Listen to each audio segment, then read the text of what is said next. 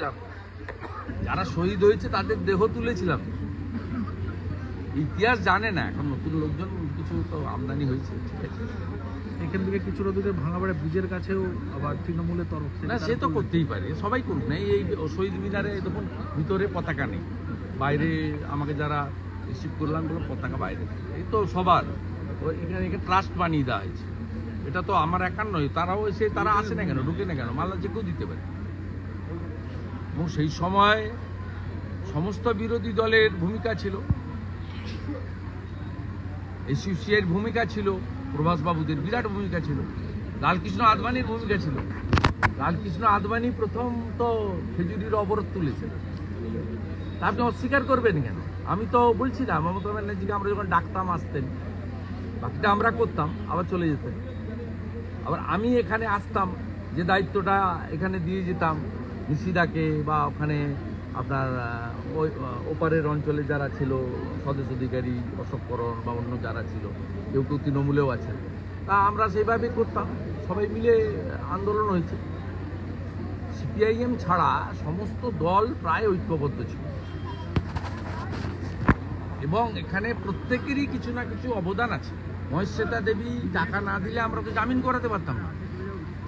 মহেশ্বেতা দেবী তার ম্যাক্সেসেই পুরস্কার সার্কিট টাকা, তার 30 লক্ষ টাকা দিয়েছে আমাদের অ্যাকাউন্টে, তার টাকায় জামিন পেয়েছে সবাই, হাজার হাজার আসামি ছিল। তো আপনি অবদানটা অস্বীকার করবেন কেন?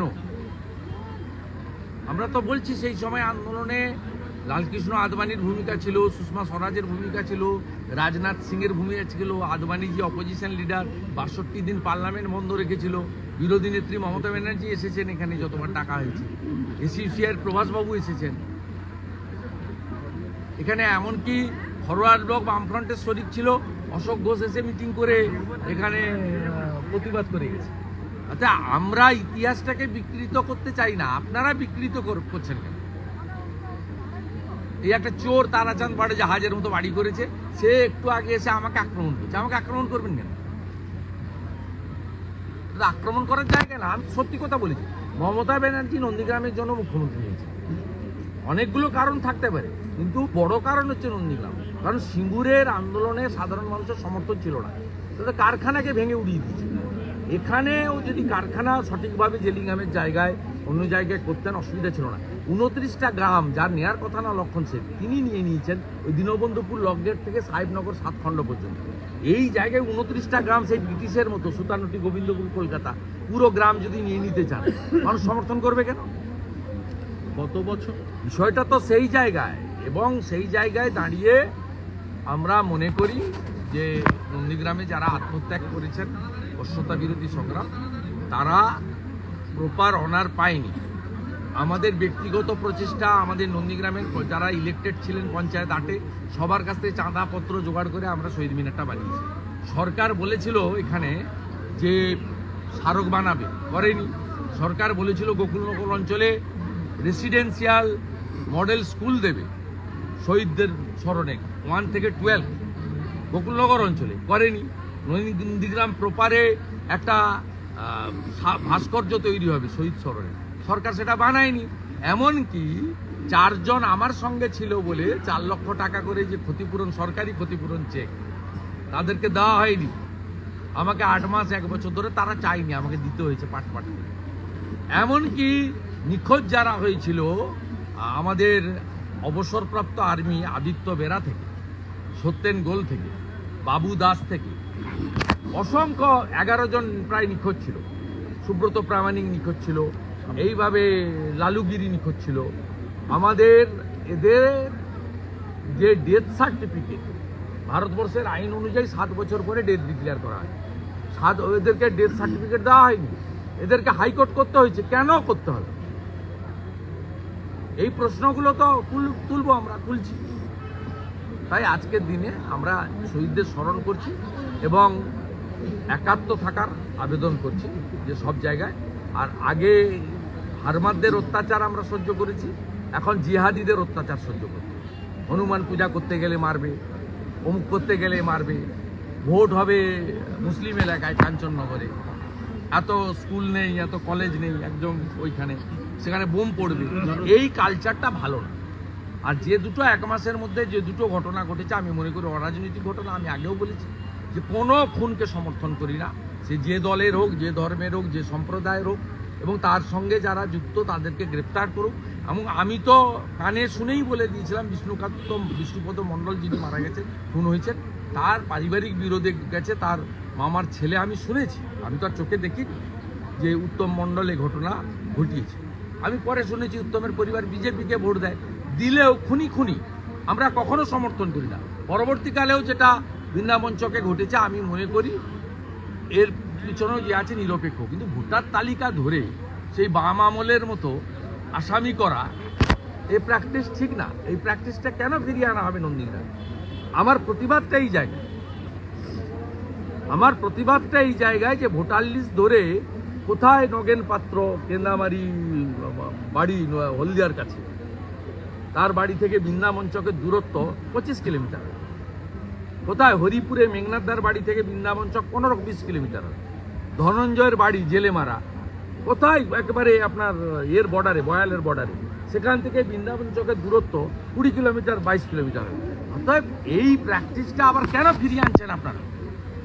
তাহলে তো গাছ থেকে পড়বে, বাজ পড়ে মরবে, ছাদ থেকে পড়বে, হতেই পারে অ্যাক্সিডেন্ট, মৃত্যু কামনা করছি না, আটকাতেও তো আপনি পারবেন না। এটা সিপিএম করেছিল, হরে কৃষ্ণ চিত্তি সাপ কেটে মারা গেছে, তাকে বুদ্ধবাবু ক্ষতিপূরণ দিচ্ছে স্টেট ব্যাংকের মাঠে, বলছে হরে কৃষ্ণ চিত্তি তাকে ভূমি উচ্ছেদ প্রতিরোধ কমিটি মেরে দিয়েছে। তার মার্ডার কেস হয়েছিল, পরে প্রমাণ করতে পারেনি, সাপ কেটে মারা গেছে, তাকে নিয়ে এসছে, বলে বডি দরকার দিয়ে দাও। এই জিনিস কেন ফিরিয়ে আনছেন লোককে? ভদ্রলোকরা কেন বাড়িতে থাকবে না? রাজনীতি হোক না, আলাদা আলাদা রাজনীতি হবে, লড়াই হবে, কেউ জিতবে কেউ হারবে, কি আছে? এই প্র্যাকটিস বন্ধ হওয়া দরকার আছে। আমি এটাই সকলের কাছে আবেদন করব, এবং এরা শুনবে না, শোনার পাত্র নয়। কারণ পান থেকে চুন খুসলেই আইসি ট্রান্সফার, অমুক ট্রান্সফার, দমন পিডর আছে। আমি বলবো জুডিশিয়ারি এবং জনগণ এরাই একমাত্র বাঁচার রাস্তা। জনগণ ঐক্যবদ্ধ থাকবে, জুডিশিয়ারি নিশ্চয়ই সত্য মিথ্যা যাচাই করবে। গত বছরই আপনি এই 7ই জানুয়ারি মঞ্চ থেকে বলেছিলেন যে এবছর ভোট আছে, দেখবেন ওখানে অনেক পরিযায়ী নেতারা আসবে, পরের বছর কাউকে দেখা যাবে না। কার্যত দেখা গেল ওই তৃণমূলের শিবিরে যেখানে শহীদ সমাবেশ হলো, প্রথম সারির কোনো শাসক দলের নেতা নেই। না, আমি বলবো ওদের অধিকার আছে করার, প্রত্যেকে, আমার এটা নিয়ে কোনো বক্তব্য নেই। আমি শুধু বলি এগুলো কৃত্রিম, ন্যাচারাল নয়। এবং যারা সেই সময় তৃণমূলের আন্দোলনে ছিল তারা কেউ এখানে আসেন, যারা সেই সময় আন্দোলনে ছিলেন না, পাশে দাঁড়াননি, তারা এখন আসেন কর্মচারী বিধায় এবং তাদের দলের হুকুম তালিম করার জন্য। রাজ্য জুড়ে ফের একটা বাঘের আতঙ্ক বেরিয়েছে। মুখ্যমন্ত্রী বলছেন যে উড়িষ্যা গভর্নমেন্ট ওড়িশা থেকে বাঘ ছেড়ে দিচ্ছে, সেই বাঘ এসে আতঙ্ক ছড়াচ্ছে এই বাংলাতে। প্রথম কথা বলি, বাঘ কখনো ছেড়ে দেওয়া যায় না। মুখ্যমন্ত্রী অনেকবারই ফাউল টক করেন। কদিন আগে সন্দেশখালিতে গিয়ে সবাইকে বিধবা হতে বলেছেন 60 বছর হয়ে গেলে যারা লক্ষ্মীর ভাণ্ডার পান বিধবা ভাতার জন্য কান্নাকাটি করতে হবে। 60 বছর হয়ে গেলেই সব মহিলা বিধবা হবেন, আপনি জানলেন কি করে? এইরকম অনেক ফাউল টক করেন। আমি মুখ্যমন্ত্রীকে বলবো, রেসপন্সিবল চেয়ার, 3 বারের মুখ্যমন্ত্রী, আপনি কান দিয়ে দরকার দেখবেন, আপনি চোখ দিয়ে দেখুন, এবং আপনার কাছ থেকে মানুষ এই ধরনের কথা আশা করে না। আপনার অনেক বয়সও হয়েছে, 70 ঊর্ধ্ব হয়ে গেছেন, আপনি এই ধরনের কথা বললে হাসে। আমরা আপনার বিরোধী, কিন্তু আফটার অল আমরা পশ্চিমবঙ্গের নাগরিক। পশ্চিমবঙ্গের মুখ্যমন্ত্রীকে নিয়ে যদি উড়িষ্যার লোক খিল্লি করে যে আমরা বাঘ ছেড়ে দিচ্ছি, এটা আমাদের পশ্চিমবঙ্গবাসী হিসেবে গায়ে লাগে। তাই আপনার কাছে তো আপনি তো বয়সে বড়, আপনাকে নির্দেশ দিতে পারি না, আপনাকে অনুরোধ করব এমন কিছু বলবেন না যাতে বাঙালি হিসেবে আমরা লজ্জিত হই। অনেকবার ফাউল প্লে করেছেন আপনি, বলেছেন মাতঙ্গিনী হাজরা পিছাবনিতে শহীদ হয়েছে, এটা ইতিহাসের বিকৃতি। মাতঙ্গিনী হাজরা 1942 সালে 29 সেপ্টেম্বর তমলুকে শহীদ হয়েছে বানপুকুরে। আপনি বলেছেন 47-এ রবীন্দ্রনাথ ঠাকুর গান্ধীজিকে শরবত খাইয়েছেন, রবীন্দ্রনাথ ঠাকুর 41-এ মারা গেছে। 1500 কেজির বাচ্চা হয় আপনি বলেছেন, 1500 কেজির বাচ্চা হয় না, 1500 কেজি বাচ্চা হয় না। এইগুলো খুব খারাপ লাগে, এটাও সেই পর্যায়ে আর কি, খুব সিরিয়াসলি নেওয়ার ব্যাপার নেই, খুব লাইটলি নেই। একটা ডেডলাইন দিয়েছিলেন আপনি এই সিরিজে, একটা ডেডলাইন আজকে তো ডেট না, আপনি বলেছিলেন যে আজকের মধ্যেই যোগ্য অযোগ্য। আমি জানবো কি করে সুপ্রিম কোর্টে কি হবে না হবে, জানবো কি করে?